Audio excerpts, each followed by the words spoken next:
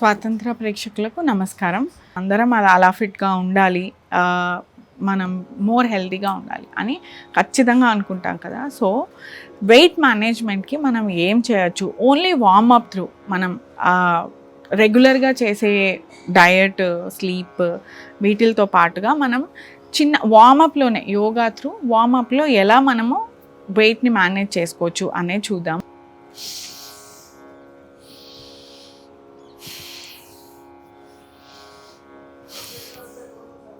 స్లోగా రిలాక్స్. మీరు ఇక్కడ అబ్జర్వ్ చేస్తే మనం స్లౌ చేయట్లేదు, స్పైన్ అనేది చాలా స్ట్రైట్గా పెట్టుకొని చేస్తామన్నమాట. అంటే హ్యాండ్స్ పొజిషన్లో కూడా ఇలా స్లౌచ్ అండ్ దెన్ ఇలా హిప్ దగ్గర కాకుండా పొట్ట, లోవర్ పార్ట్ ఆఫ్ ద పొట్ట నుంచి మనం బెండ్ అవుదాం. ఒక్కసారి అది గమనించుకుందాం. ఇలా చూస్తే ఇన్హేల్ చేసి చెస్ట్ ఓపెన్ చేసి స్లోగా లోవర్ పార్ట్ ఆఫ్ ద బాడీని వాడుతూ, అంటే పైన అంటే ఓన్లీ చూడండి షోల్డర్స్ బెండ్ అయితే మీకు ఇలా ట్విస్ట్ వస్తుంది.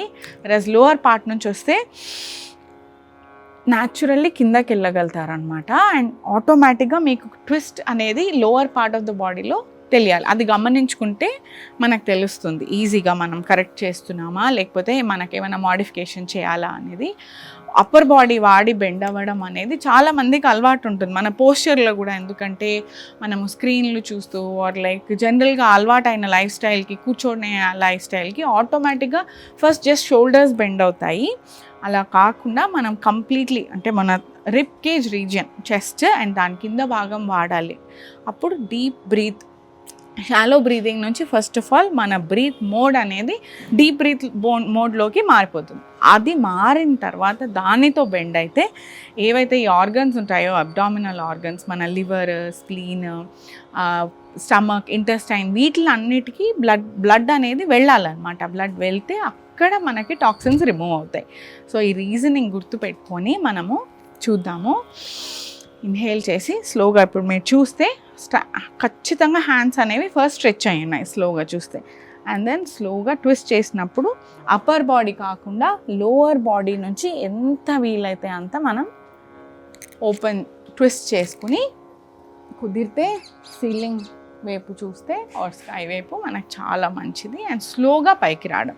మనం ముందు చెప్పుకున్నట్టు హై బీపీ వాళ్ళు దాంట్లో స్టే ఎక్కువ చేయకండి, బట్ ఖచ్చితంగా ఇలా కూడా ట్విస్ట్ చేసుకోవచ్చు మీరు. ఓకే, అప్పర్ బాడీ కూడా ట్విస్ట్ చేయొచ్చు.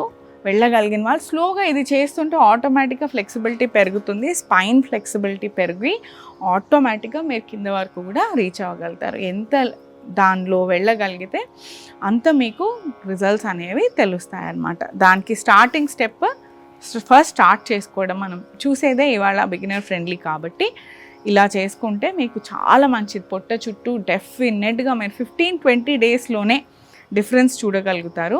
బట్ శ్వాసతో ఖచ్చితంగా మనం బైండ్ అయ్యి చేసుకోవాలన్నమాట. అలానే హ్యాండ్స్ పెట్టుకొని త్రికోణాసన సేమ్ సైడ్ కూడా ఇన్హేల్ చేసి గమనిస్తే స్లోగా ఇలా పైకి,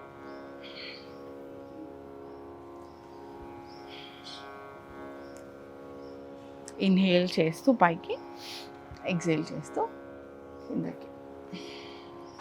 4, 5.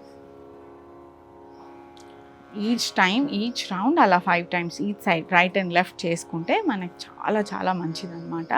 అగైన్ పొట్ట చుట్టూ ఉన్న ఫ్యాట్ని మనం కరిగించుకోవాలి. అండ్ ఫ్లెక్సిబిలిటీ కూడా. ఇది ఏంటంటే ఉత్త ఫ్యాట్కి బర్నింగ్కి కాకుండా మనకి ఫ్లెక్సిబిలిటీలో చాలా యూజ్ అవుతుంది.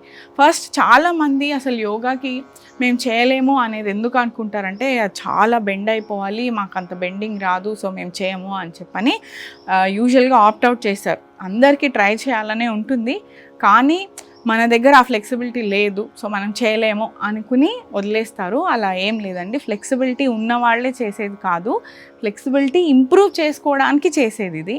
0 లెవెల్ ఫ్లెక్సిబిలిటీ దగ్గర నుంచి కూడా మనం ఖచ్చితంగా ఇంప్రూవ్ అవ్వచ్చు. And also as long as అంటే మన చేతులు కాళ్ళు మూవ్ అవుతున్నాయి అంటే మనం 100% ఫ్లెక్సిబుల్. నెక్ మూవ్ అవుతుంది, మన మౌత్ మూవ్ అవుతుంది అంటే అది ఫ్లెక్సిబిలిటీ కిందనే. సో యోగా అంటే చాలా డీపర్ పోజెస్లోకి వెళ్ళిపోయి అండ్ ట్విస్టింగ్స్ ఉంటాయి. సో మనం చేయలేము, చేయాలని ఉంది కానీ అది మనకు కాదు అనుకునే వాళ్ళకి అనమాట ఖచ్చితంగా చేసుకోవచ్చు. ఇవాళ చూసేవి చేసుకుంటే కనుక ఆటోమేటిక్గా ఫ్లెక్సిబిలిటీ కూడా ఖచ్చితంగా మీకు ఇంప్రూవ్ అవుతుంది.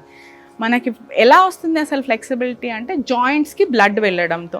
ఎప్పుడైతే మన జాయింట్స్ ఇలా టైట్గా మనం యూసేజ్ లేకపోతే ఏదైనా ఐరన్ కూడా రస్ట్ పట్టినట్టే మన జాయింట్స్, మన లెగ్స్ అవన్నీ మనం ఎక్కువ ఫ్లెక్సిబుల్గా మూవ్ చేయం కాబట్టి, on a daily basis twist చేయం కాబట్టి మనకేంటంటే అది కదలదు, ఆర్ మేము ఇంతే చేయగలుగుతాము, మాకు రావట్లేదు అని అనిపిస్తుంది. బట్ మనం ఎప్పుడైతే ఈ వార్మప్స్ వల్ల ఏం జరుగుతుందంటే జాయింట్స్కి బ్లడ్ అనేది ఫస్ట్ వెళ్ళడం మొదలు పెడుతుంది అనమాట. సో జాయింట్స్ దగ్గరికి బ్లడ్ వెళ్ళి అక్కడ టాక్సిన్స్ రిమూవ్ అవ్వడం ఎప్పుడైతే స్టార్ట్ అవుతుందో ఆటోమేటిక్గా మనకి ఫ్లెక్సిబిలిటీ అనేది న్యాచురల్గా వచ్చేస్తుంది. అండ్ మనం దాంట్లో డీపర్ ఎక్కువసేపు ఉండగలుగుతాం అనమాట. శ్వాసతో చేసుకుంటూ ఉంటే ఇప్పుడు మనం చూసినట్టు 5 to 10 times అలా అదే పోజ్లో ఉండకుండా చేసుకోగలిగితే ఖచ్చితంగా ఈవెన్చువల్లీ మనము స్లోగా అదే పోజ్లో ఎక్కువసేపు ఉండగలుగుతాం అనమాట. ఆ ఎక్కువసేపు ఉండడం వల్ల మనకి న్యాచురల్గా ఫ్లెక్సిబిలిటీ అనేది ఇంప్రూవైజ్ అవ్వడం ఖచ్చితంగా మనం చూస్తాము. సో మన ఫ్లెక్సిబిలిటీకి పెద్ద టిప్ ఏంటి అంటే ఫస్ట్ అసలు స్టార్ట్ చేస్తూ ఈచ్ జాయింట్ని మనం యాక్టివేట్ చేసుకోవడం ఈ వార్మప్స్తో. చేసుకున్న తర్వాత దాంట్లో కొంచెం సేపు ఉండడం, అంటే ఇప్పుడు ఏదైతే చూస్తామో అవి స్లోగా ఇంకా బ్రెత్ని లెందెన్ చేసుకుంటూ మనం ఎప్పుడైతే చేస్తామో ఆటోమేటిక్గా మీరే వితిన్ 1 or 2 weeks ఇప్పుడు మనం ఫర్ ఎగ్జాంపుల్ ఇక్కడ వరకే వెళ్ళగలుగుతాము అంటే మీరు రోజు ఒక 5 times ఇన్హేల్ ఎగ్జేల్తో పాటుగా ఇలా చేస్తే ఆటోమేటిక్గా 6th dayకి మీకే న్యాచురల్గా తెలియకుండా హ్యాండ్ బెండ్ అయ్యి స్లోగా ఇలా బెండ్ అయ్యి ఆటోమేటిక్గా హ్యాండ్ కిందకు కూడా వెళ్ళేలాగా ఆటోమేటిక్గా అవుతుంది. అదే ఫ్లెక్సిబిలిటీ ఇంప్రూవ్ చేసుకోవడం అంటే. అండ్ దెన్ మన బాడీలో ఉన్న టాక్సిన్స్ అన్నీ రిమూవ్ అవ్వడానికి మంచి వే అవుట్ అవుతుంది అన్నమాట.